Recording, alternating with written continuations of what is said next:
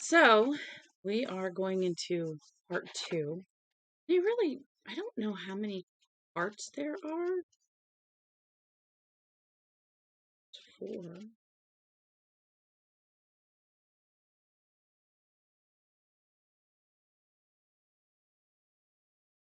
Five different parts. There are five parts, and we are on part two. Now remember, we have gotten to the jail, Johnny Marinville, and we're going to see what happens now that everybody's at the jail. Let's find out. So part two. Out. Out of my garbage. Out of my garbage. Go. No, you don't need me in my garbage.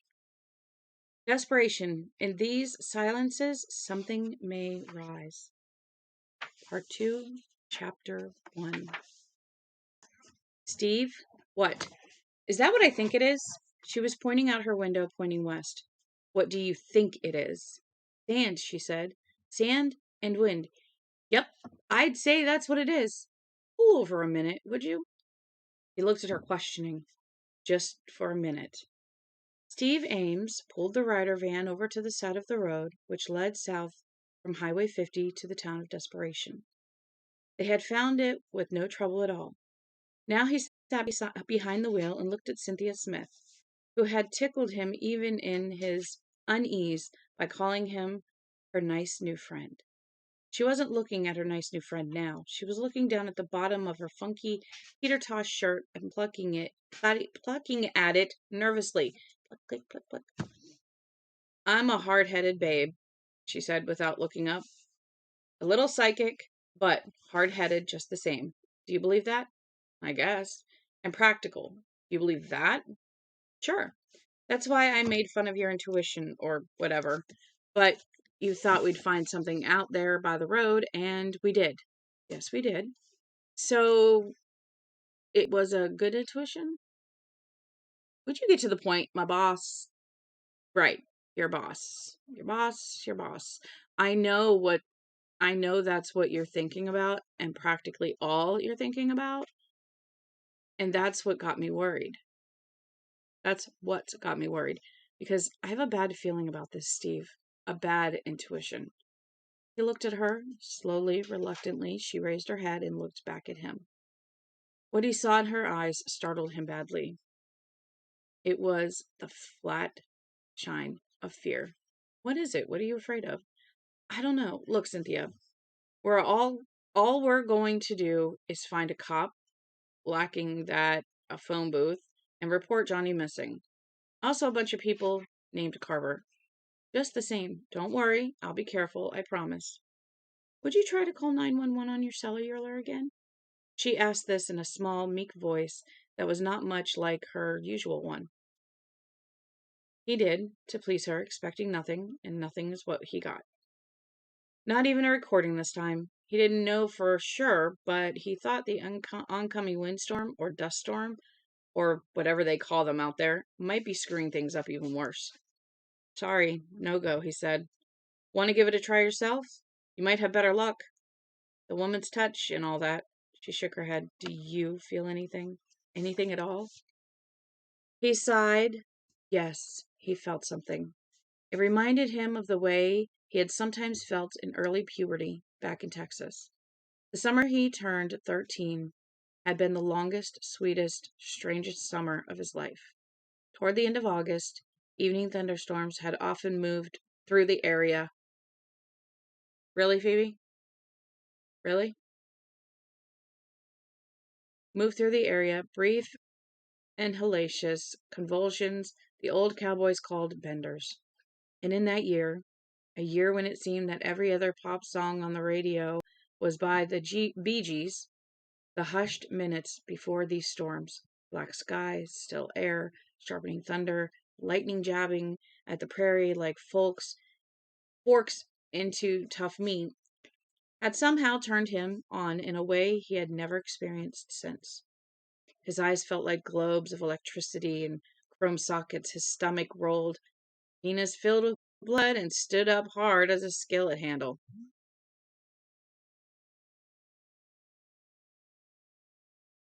Yes, I did.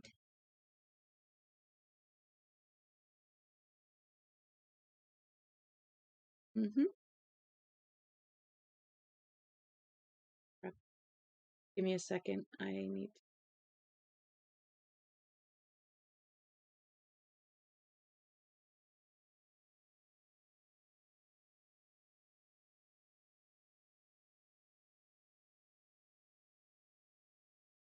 I had an appointment earlier this morning, which is why I wasn't on yet.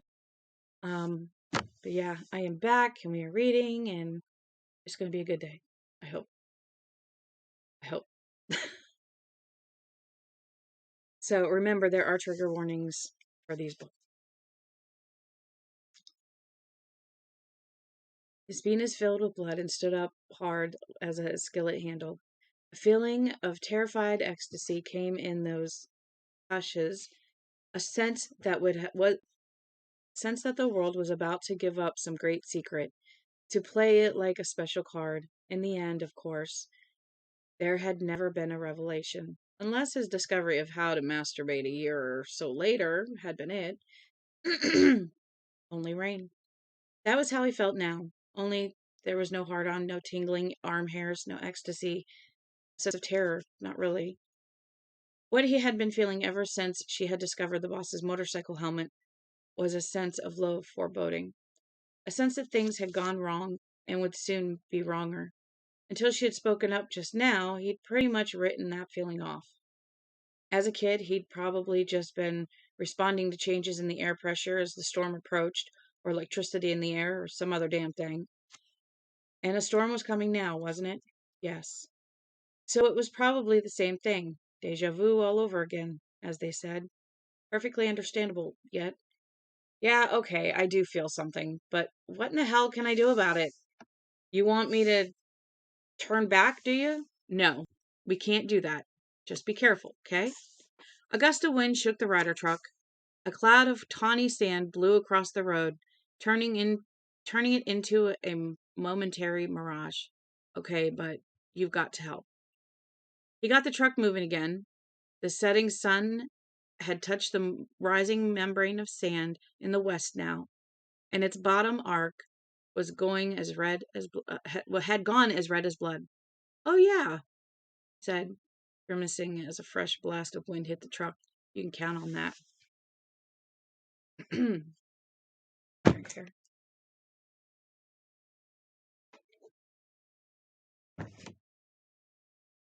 Protein plus instead of my normal mocha, but still coffee.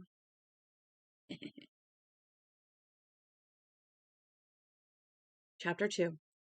The blood-soaked cop locked the newcomer into the cell next to David Carver and Tom Billingsley. That done, he turned slowly on his heels to complete a circle, his half-peeled, bleeding face solemn and contemplative. Then he reached into his pocket and brought out the keyring again. He selected the same one as before, David noticed. Square, with a black mag strip on it, so it was probably a master. Eeny, meeny, miny, mo, he said. Catch a tourist by the toe. He walked toward the cell which had David's mother and father. As he approached, he drew back, arms around each other again. You leave them alone, David cried, alarmed. Billingsley took his arm above the elbow, but David shook it off. Do you hear me? Leave them alone. In your dreams, brat, Polly Antrogen said. He poked the key into the cell's lock, and there was a little thump as the tumblers turned. He pulled the door open. Good news, Ellie. Your parole came through. Hop on out here. Ellie shook her head. Shadows had begun to gather in the holding area now, and her face swam in them, pale as paper. Ralph put his other arm around her waist and drew her back even further. Haven't you done enough to our family? He asked. In a word, no. Entrogen drew his cannon-sized gun, pointed it at Ralph, and cocked it. You come out of here right now, little lady, or I'll shoot this no-chin pecker checker sprang between the eyes. You want his brains in his head or drying on the wall? It's all the same to me either way. God, make him quit it, David prayed. Please make him quit it. If you could bring Brian back from wherever he was, you can do that. You can make him quit it. Dear God, please don't let him take my mother. Ellie was pushing Ralph's hands down, pushing them off her. Ellie, no. I have to. Don't you see that? Ralph let his hands fall to his sides. Entrogen dropped the hammer on his gun and slid it back into the holster. He held one hand out to Ellie, as if inviting her to take a spin on a dance. My appointments are always early. My next one's 8 o'clock in the morning. As if inviting her to spin on a dance floor, and she went with him. As she spoke, her voice was very low. David knew she was saying something she didn't want him to hear, but his ears were good. If you want that, take me where my son won't have to see. Don't worry, Entrogen said in that same low conspirator's voice. I don't want that, especially not from you. Come on.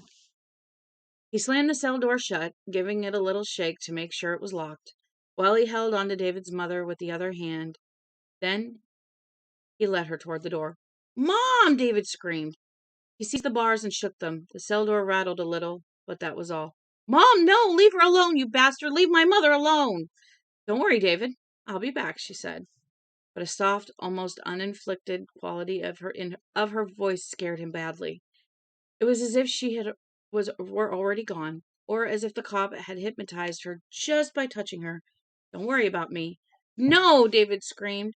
Daddy, make him stop! Make him stop!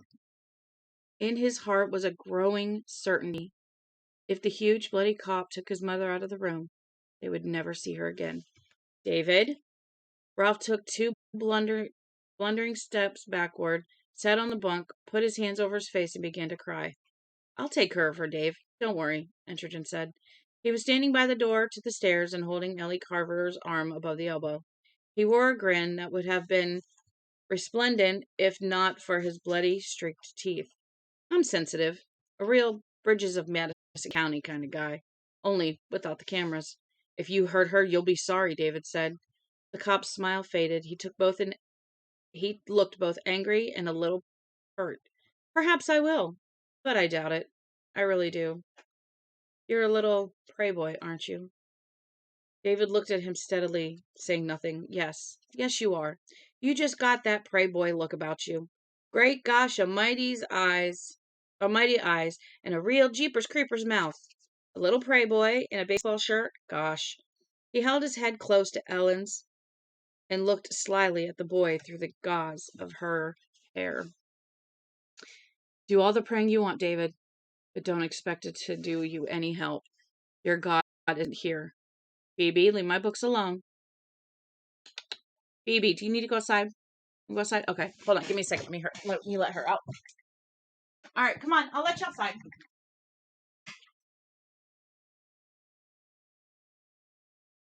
Off. Off.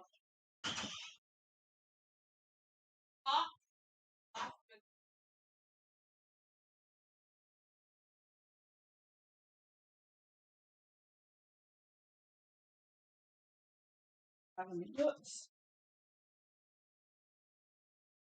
All right. We is back.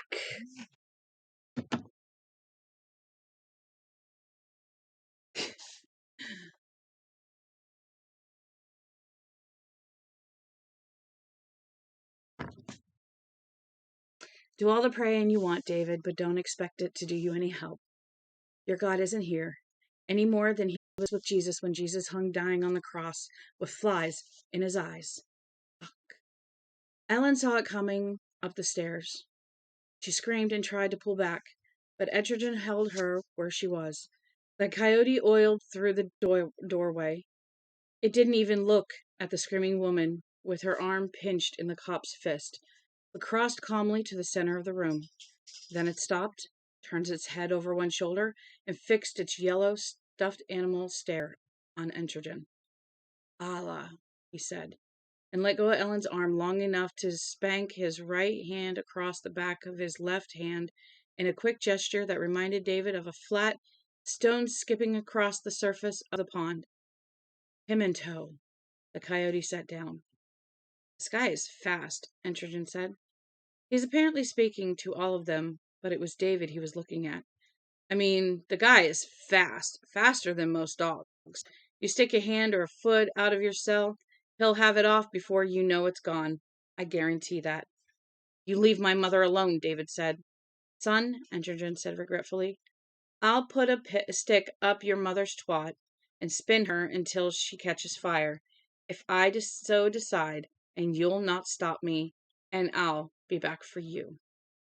He went out the door, pulling David's mother with him. Chapter 3.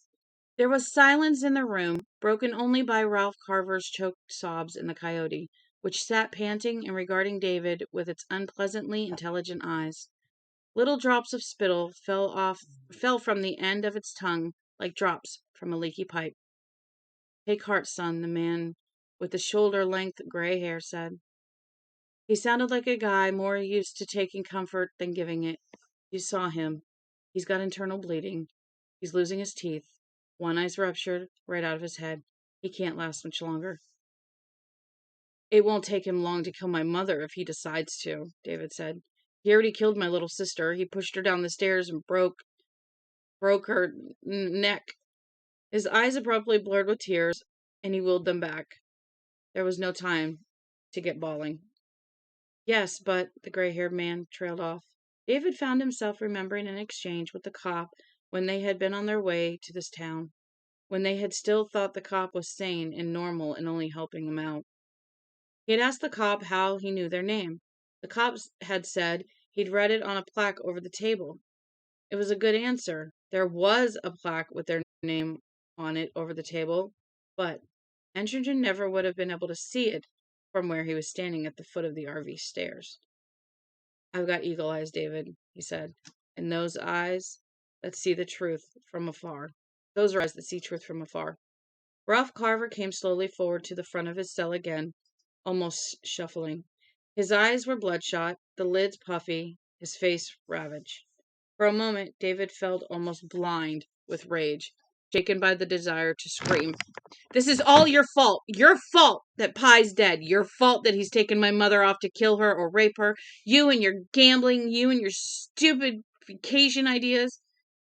He should have taken you, Dad. He should have taken you. Stop it, David, his thought. Jean Martin's voice. That's just the way it wants you to think. It, the cop Engerton, was that who the voice meant by it? In what way did he or it want him to think? For that matter, why would it care what way he thought at all? Look at that thing, Ralph said, staring at the coyote. How did he call it in here like that? And why does it stay? The coyote turned towards Ralph's voice and glanced at Mary, then back at David. It panted. More saliva fell to the hardwood floor, where a little puddle was forming. He's got them trained somehow, the gray-haired man said. Like the birds. He's got some trained buzzards out there. I killed one of the scrawny bastards. I stomped it. No, Mary said. No, Billingsley echoed. I'm sure that coyotes can be trained, but this is not training. Of course it is, the gray-haired man snapped. That cop, David said. Mr. Billingsley says he's taller than he used to be. 3 inches at least. That's insane. The gray-haired man was wearing a motorcycle jacket.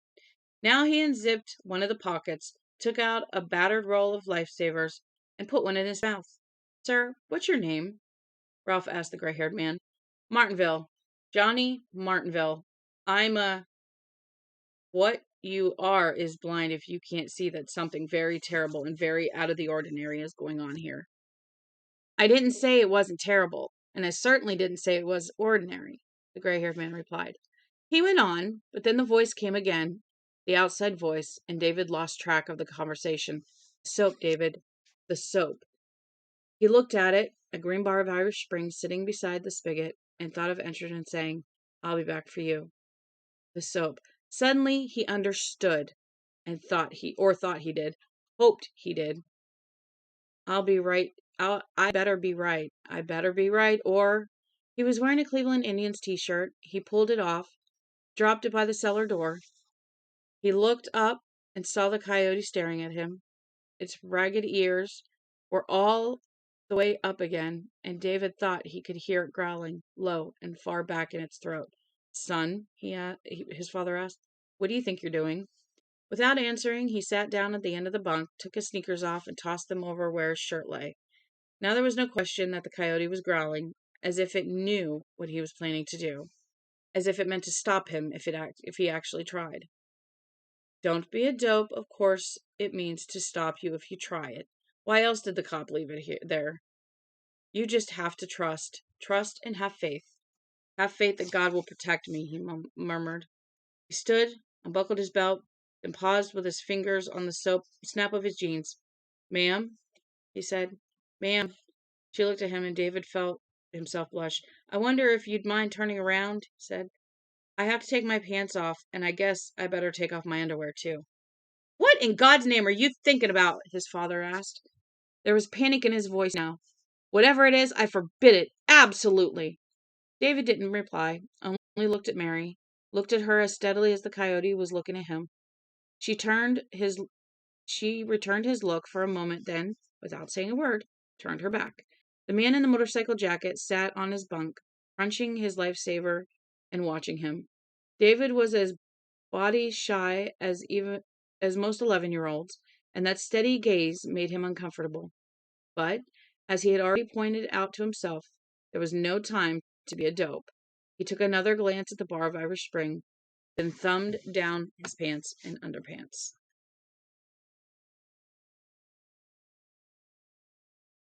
Chapter 4. Nice, Cynthia said. I mean, that's class. What? David asked. He was sitting forward, watching the road carefully. More sand and tumbleweeds were blown across it now, and driving had gotten tricky. The sign, see it? He looked. The sign, which had originally read Desperation's Church and Civic Organization Welcome You, had been changed by some wit with a spray can, and it read Desperation, Dead Dogs Welcome You. Hmm. A rope frayed at one end flapped back and forth in the wind. Old Shep himself was gone, however. The buzzards had gotten their licks in first. Then the coyotes came, hungry and not a bit shy about eating the first cousin. They had snapped the rope and dragged the shepherd's carcass away, pausing only to squabble and fight with one another. What remained, mostly bones and toenails, lay over the next rise. Blowing sand would cover it soon enough. Boy, folks around here must love a good laugh, Steve said. They must, she pointed. Stop there. It was a rusty, quonset hut. Sign up front read Desperation Mining Corp. There was a parking lot beside it with 10 or 12 cars and trucks in it. He pulled over but didn't turn into the lot. At least not yet. The wind was blowing more steadily now, the gusts gradually merging in one steady blast. To the west, the sun was a surreal red-orange disk hanging over the Desatoya Mountains, as flat and bloated as the photo of the planet Jupiter. Steve could hear a fast and steady tink, tink, tink, tink coming from somewhere nearby, possibly the sound of steel lanyard clip banging against a flagpole. What's on your mind? He asked her. Let's call the cop from here. There's people. See the lights? He glanced toward the Quonset and saw 5 or 6 golden squares of brightness toward the rear of the building. In the dusty gloom, they looked like lighted windows in a train car. He looked back at Cynthia and shrugged. Why from here, when we could just drive to the local cop shop, middle of town, such as it is? Can't be far. She rubbed one hand across her forehead as if she were tired, or getting a headache. You said you'd be careful. I said I'd help you be careful. That's what I'm trying to do now. I sort of want to see how things are hanging before someone in a uniform sits me down in a chair and starts shooting questions. And don't ask me why, because I don't really know. We call the cops, and they sound cool. That's fine. They're cool. We're cool. But where the fuck were they? Never mind your boss. He disappeared almost clean. But an RV parked beside the road, tires flat, door unlocked, valuables inside. I mean, give me a break.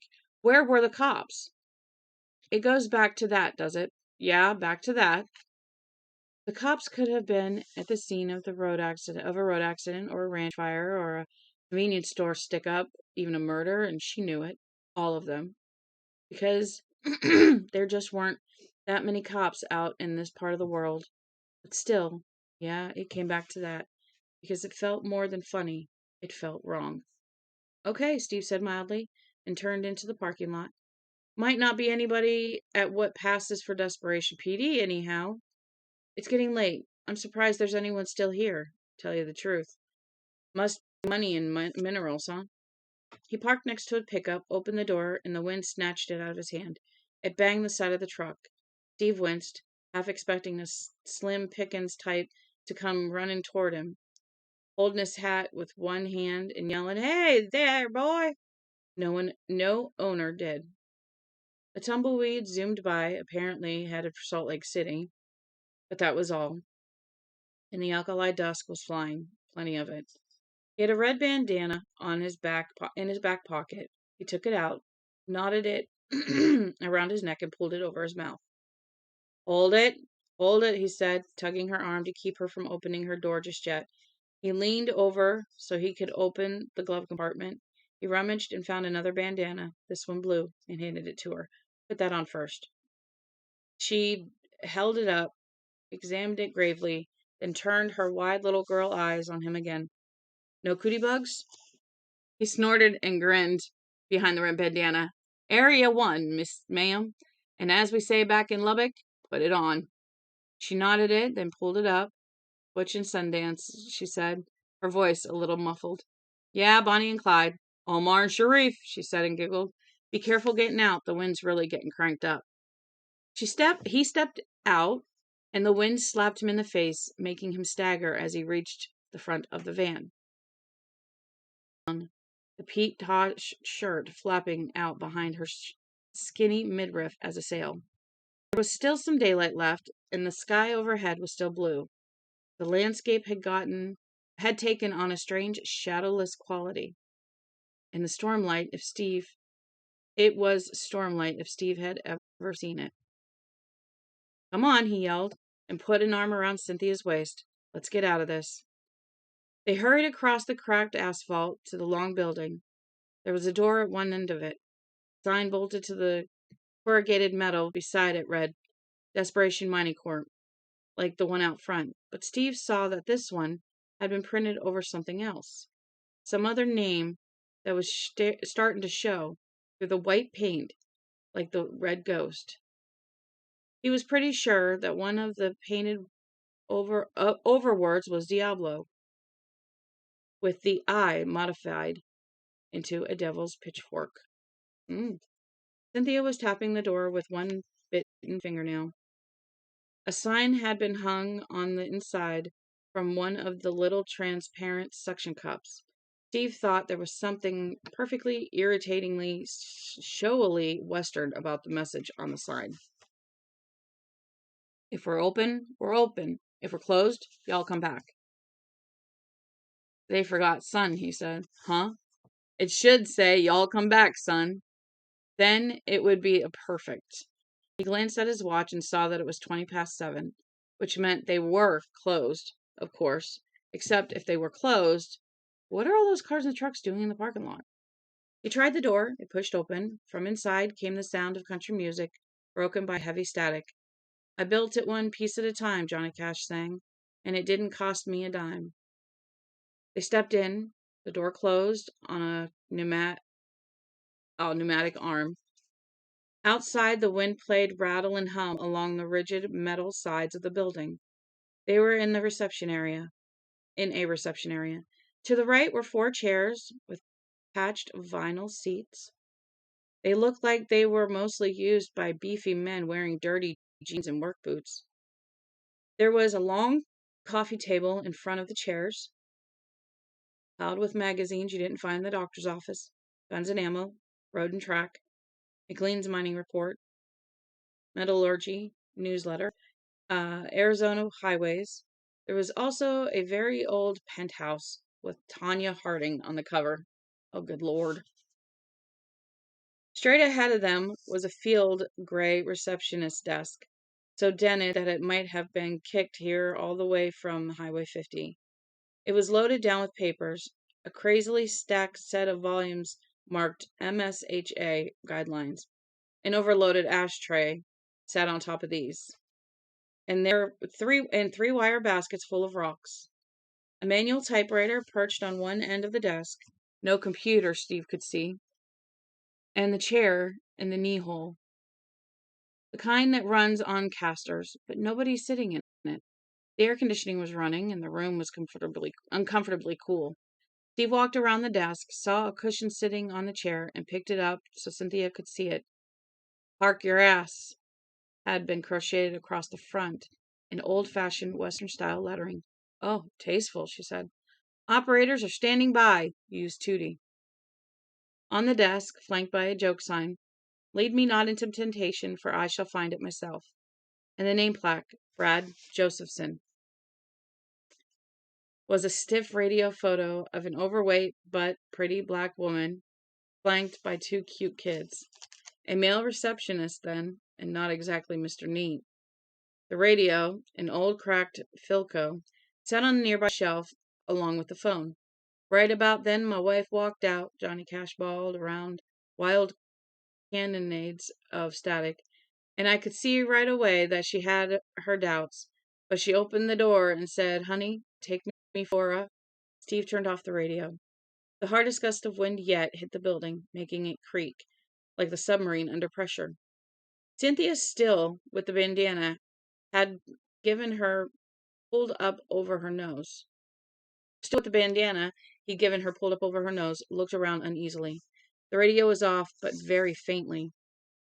Steve could still hear Johnny Cash singing about how he'd smuggled his car out of the GM plant in his lunch bucket, one piece at a time.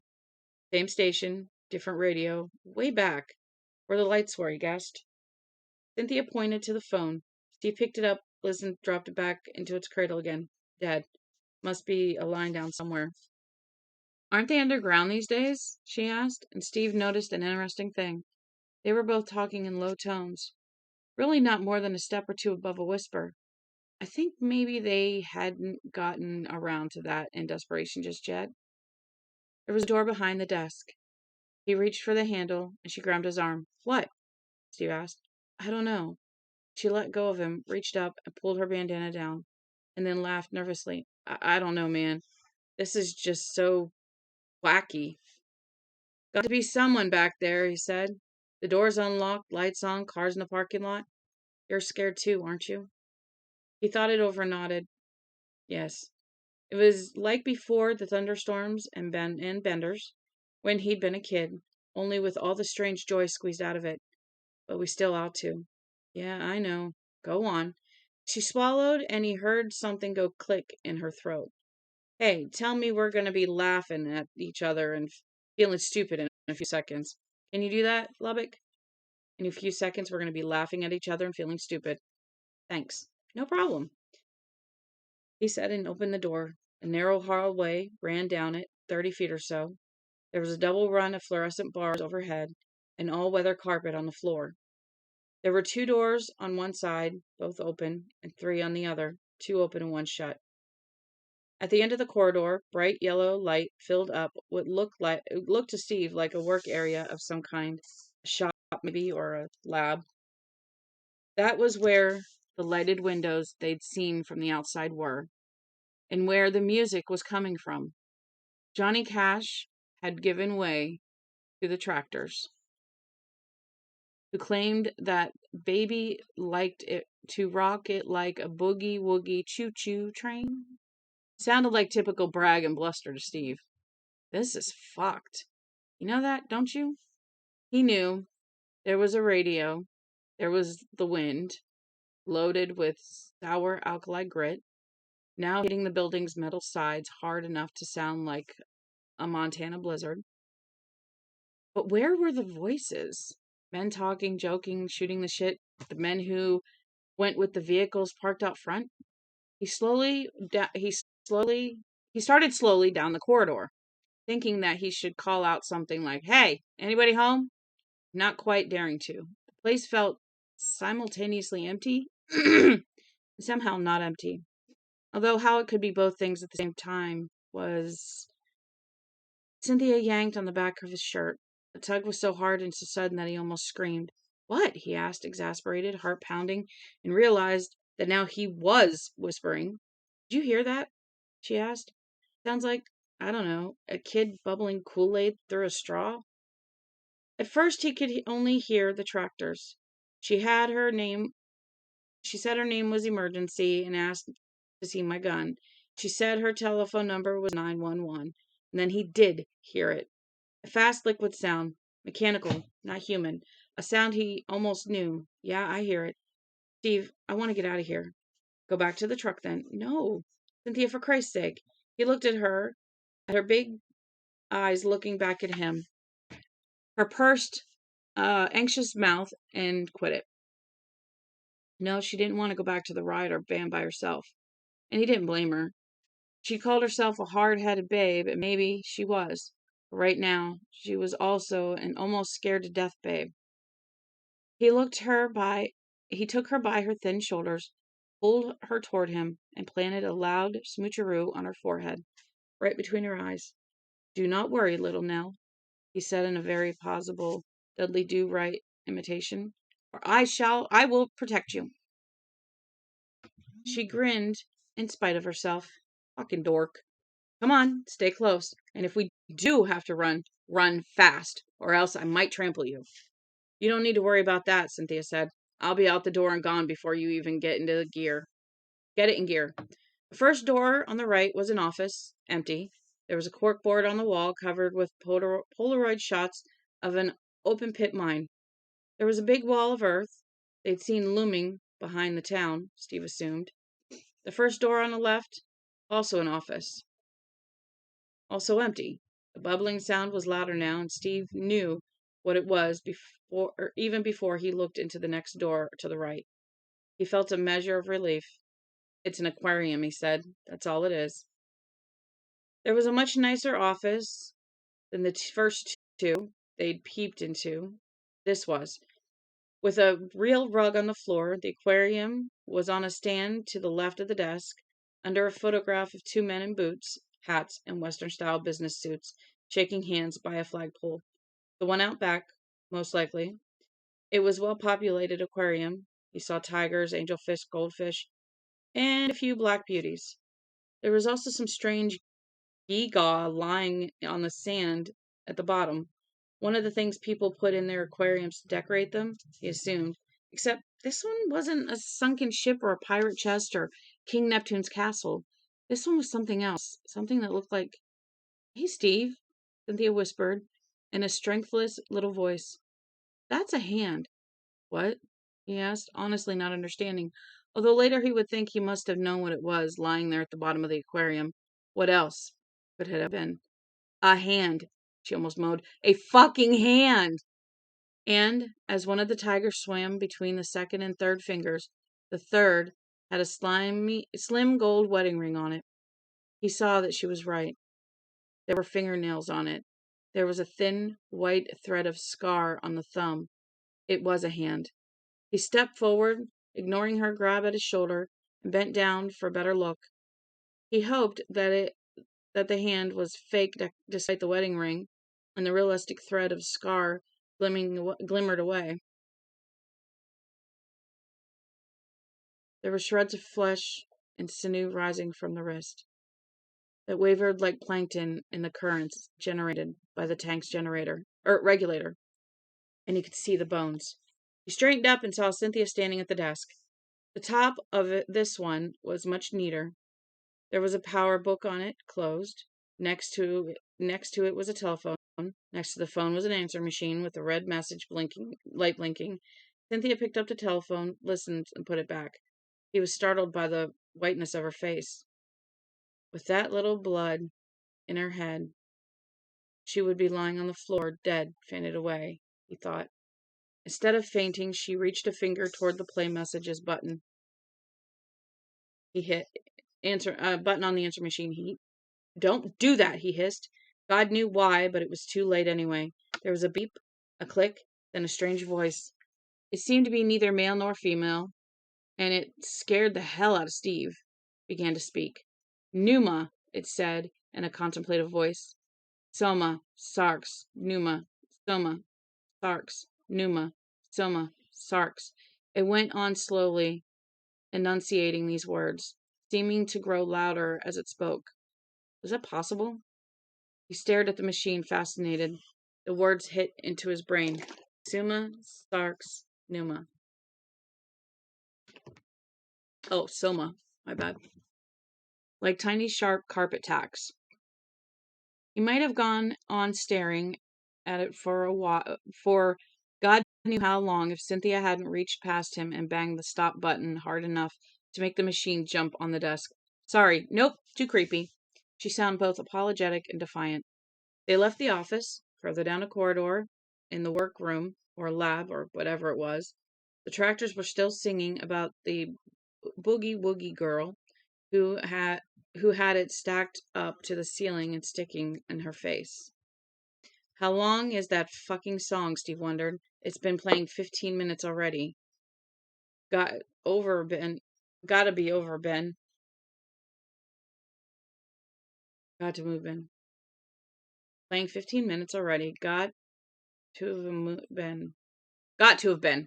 That's what he said. Sometimes these abbreviations get me.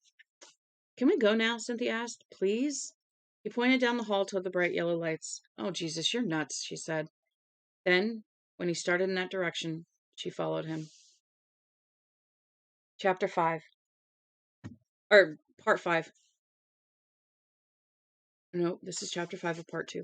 Where are you taking me? Ellen Carver asked for the third time. She leaned forward, hooking her fingers through the mesh between the cruiser's front and back seats.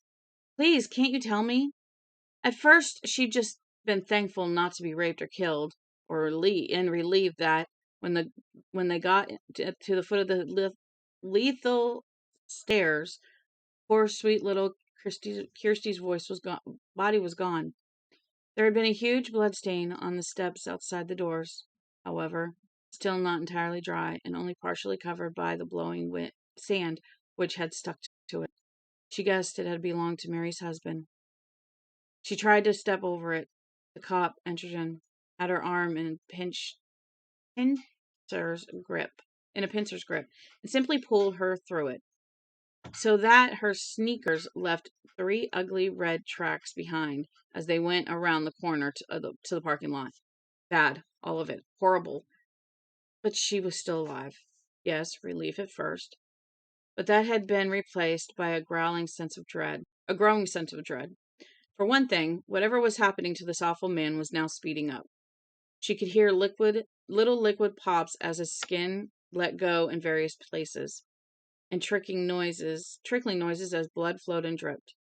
The back of his uniform shirt, formerly khaki, was now muddy red, and she didn't like the direction he had taken, south. There was nothing in that direction but a vast bulwark of the open pit mine. The cruiser rolled slowly along Main Street. She assumed it was Main Street, weren't they always? Passing a final pair of businesses, another bar, and Harvey's small engine repair. The last shop on the street was a somehow sinister little shack with bodega written above the door and a sign out front, which the wind had blown off its side. Ellie could read it anyway. Mexican foods. The sun was a declining ball of dusty furnace fire, and the landscape had a kind of clear daylight darkness about it that struck her as apocalyptic. It wasn't so much a question of where she was, she realized, as who she was. She couldn't believe she was the same Ellen Carver who was on the PTA and had been considering a run for school board this fall. The same Ellen Carver who sometimes went out to lunch with friends at China Happiness, where they would all get silly over Mai Tais and talk about clothes and kids and marriages. Who was shaky and whose was shaky and whose was not. Was she the Ellen Carver who picked up her nicest clothes out of the Boston Proper catalog and wore red perfume when she was feeling amorous and had a funny rhinestone t-shirt that said Queen of the Universe? The Ellen Carver who had raised 2 lovely children and had kept her man when those all about her were losing theirs? The one who examined her breast for lumps once every 6 weeks or so? The one who had liked to curl up in the living room on weekend nights with a cup of hot tea and a few chocolates and paperbacks with titles like Misery in Paradise? Really? Oh, really? Well, yes, probably. She was those Ellens and 1,000 others. Ellen in silk, Ellen in denim, Ellen sitting on the commode and peeing with the recipe for Brown Betty in one hand.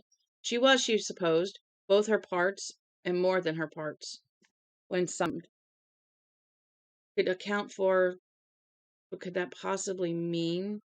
She was also the Ellen Carver whose well-loved daughter had been murdered and who now sat huddled in the back of a police car that was beginning to stink unspeakably. A man being driven past, a woman being driven past a fallen sign reading Mexican foods. A woman who had never seen her home, who would never see her home or friends or husband again. Was she the Ellen Carver being driven into a dirty, windy darkness where no one read the Boston Proper catalog or drank Mai Tais with little paper umbrellas poking out of them and only death awaited? Oh God, please don't kill me, she said in a boneless, trembly voice she could not recognize as her own. Please, sir, don't kill me. I don't want to die. I'll do whatever you say, but don't kill me. Please don't. He didn't answer. There was a thump from behind them as the tar quit. The cop pulled the knob that turned on the headlights, but they didn't seem to help much. What she saw were two bright cones shining into the world of roiling dust. Every now and then a tumbleweed would fly in front of them, headed east. Gravel rumbled beneath the tires and pinged against the undercarriage. They passed a long, ramshackle building. Yes. Did you by any chance tell that about litter boxes need to be cleaned? Yes, they do. But my litter box in my room, two of them are empty. Belle's getting litter today. When? Well, she's sleeping right now. Why don't you go clean mine out? I want to wait until the new litter. Why? Because the litter box has poop in there. Yeah, that's why I used a scoop. No, without the litter box. You still need to scoop it.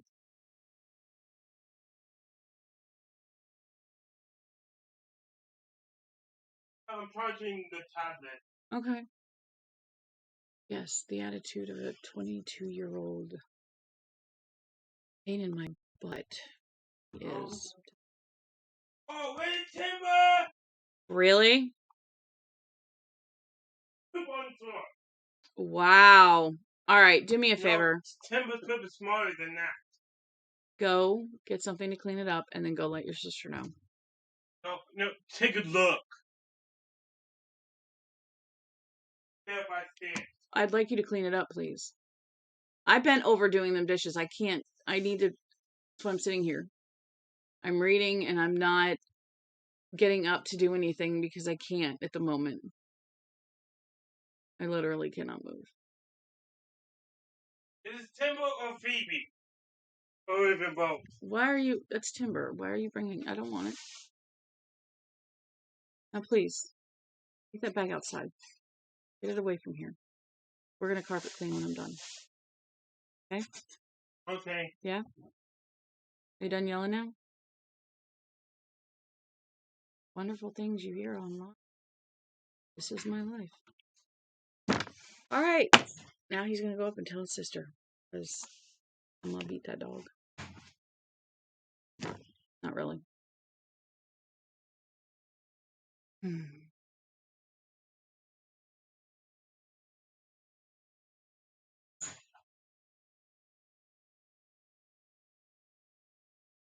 What are you doing? Reading the Mailbox. Can Yeah. you shut the door and go tell your sister? Or maybe you can text her when she gets up to. Really? You can't just walk up the stairs? You're going up there anyway. You're going up there anyway. No, I was going to wash my hands. Yeah, washing your hands would be good.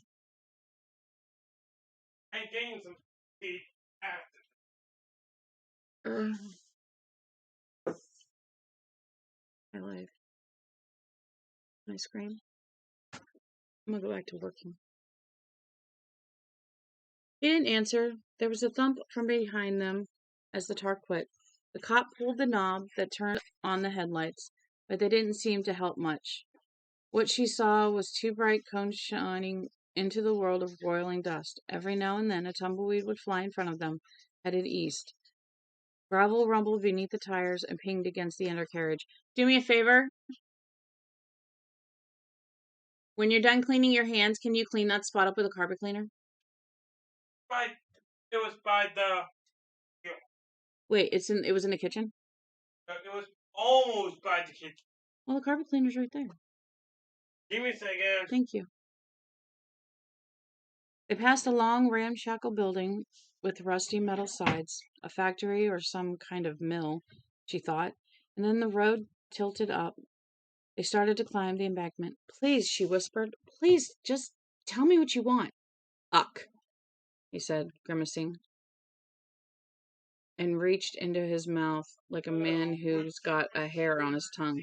Instead of hair, he pulled out the tongue itself. He looked at it for a moment, lying limply in his fist like a piece of liver, and then tossed it aside.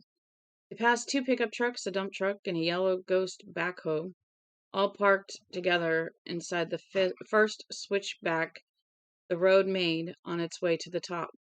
If you're going to kill me, make it quick, she said in her trembling voice.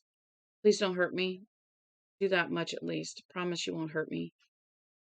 But the slumped, bleeding figure behind the wheel of the cruiser promised her nothing. It simply drove through the flying dust, guiding the car to the crest of the bulwark.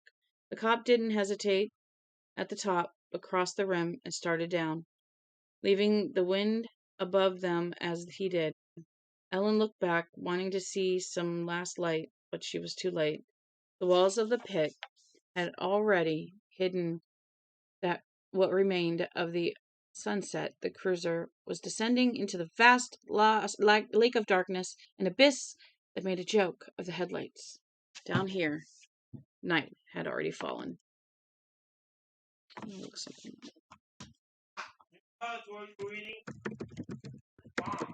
Yeah. Uh-huh.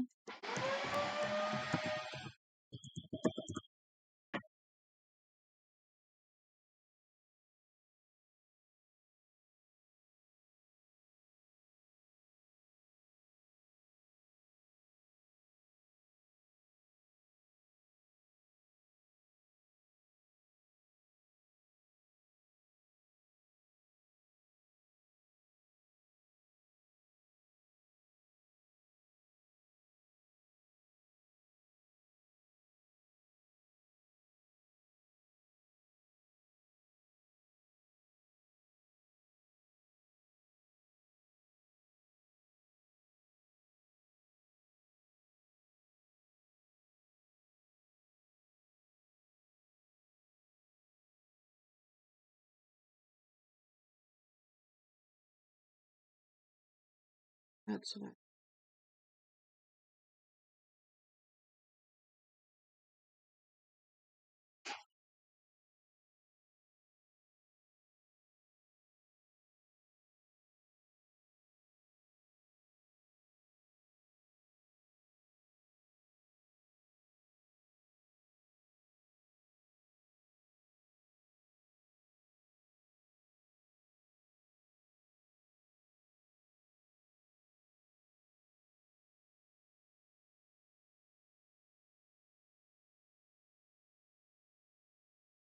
Hmm.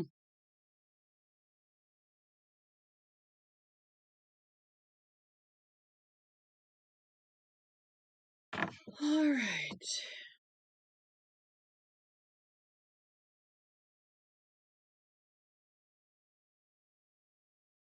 Now, I think good. I had to read something real quick. Oh.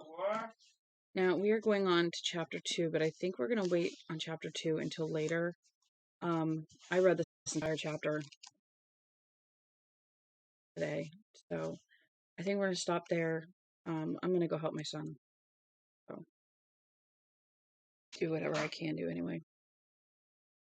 Um, the dog's having issues after having canned food left. So that's what that's all about. All right. So I'm gonna go. Thank you for joining me in my chaotic world of me. And we will read chapter 2 later, either tonight or tomorrow. Most likely tomorrow. I'm not sure what I got planned today. We're gonna find out. So I'm going to let y'all go. Thank you for following. If you don't follow, go ahead and follow. That way you know when I'm reading. And I will talk to you all soon. Love y'all.